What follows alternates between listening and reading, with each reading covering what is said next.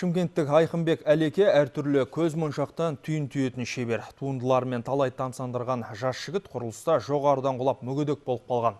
Ол тағдырдың жазғанына мұңайған жоқ, қайта жігерін шыңдап қиындықты жеңе білді.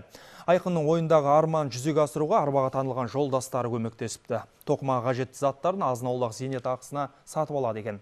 Жас шебердің болашақта шағын цех ашып, өз сияқты қыз жігіттерді жұмысқа тартсам деген ниеті бар. Гүл істеп отырмын ғой. Гүл істеп ақ гүл.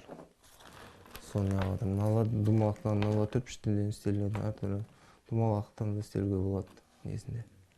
Айқынбек кәдімгі көзмоншақтардан әртүрлі бұйымдар жасайды. Алғаш өз қолымен тоқыған раушан гүлін анасына сыйлапты. Қонжық, тышқан, көбелек пен әшекей бұйымдар салатын қобдиша және бүлдіршіндердің аяқ киімін айнытпай жасайды. Ол бұл кәсіпті мүгедектерді оңалту орталығына барып емделіп жүргенде өзі тағдырлас арбаға таңылған ағаларынан үйреніпті. Розадан бастап мында гүлдерді үйреттім мен осыларды. Содан кейін жай база үйрендім, мында вазалар үйрендім. Одан кейін сол фотодан көріп үйрендім. Өзім пенсиямнан алып осыны істеп жатырмын, шынын айтсам. Соны шайлап не аламын. Үйдегілерге болса да сәл көмек беремін мама папама. Айқынбек абайсызда құрылыстың жоғары қабатынан құлап, бел омыртқасын зақымдап алған. Екі аяғы да сынған, бірнеше рет операцияда жасатыпты. Қайта қаралуға қаржы тапшы. Бір жыл бойы төсекке таңылған жас жігіт өзгеге масыл болмауды ойлап еңбек етуде. Баласының шарасыз күйін көрген алтын құрсақты ананың бар тілеуі ұлы аяқтан тұрып жүріп кетсе екен дейді. Ауыр тірлікке вообще жарамайды. Оны да қайта үйренгеніне шүкір деп жатырмыз дейді. Сәлде болса қолғабыс болып өзіне әйтеуір. Киім кешегін табады. Тұра алмай қалама да уайымдап әйтеуір. Шамалы аяғын бассамына қуанып әйтеуір. Көңілі сәлде болса сәл жайланды.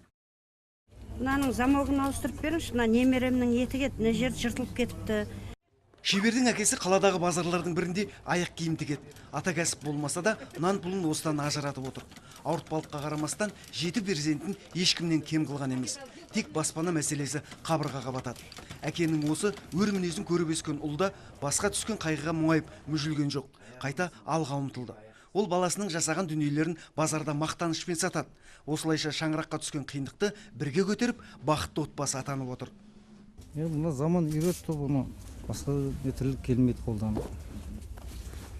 Бала-шаға асырау керек. Жұмыс жоқ дегенде біреу бөліп бермейді мысалы.